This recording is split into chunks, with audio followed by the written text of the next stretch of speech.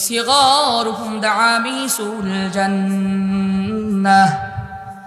যে ব্যক্তিদের দুনিয়ার মধ্যে ছোট বাচ্চা মারা যায়, এই বাচ্চাগুলাকে আল্লাহ তাআলা জান্নাতের প্রজাপতি বানায় দেয়।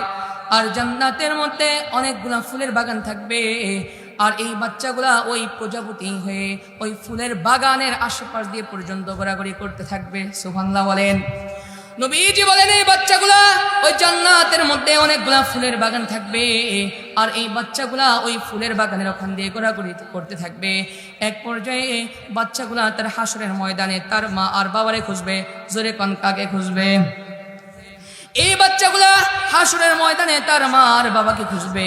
খোঁজার পর এক পর্যায়ে এই বাচ্চাগুলা তার মার হাত, তার বাবার হাত ধরবে, আর বাচ্চাগুলা মার কাপড়ের আঁচল ধরবে। এক পর্যায়ে এই বাচ্চাগুলা তার বাবার হাত ধরে আর মার কাপড়ের আঁচল ধরে এক পর্যায়ে টানতে টানতে আল্লাহর জান্নাত পর্যন্ত নিয়ে যাবে। সুবহানাল্লাহ বলেন। এই জন্য আল্লাহ পাক যাদের সন্তান ছোট বাচ্চা মারা গেছে প্রত্যেককেই ধৈর্য ধারণ করার তৌফিক দান করেন, বলে আমিন।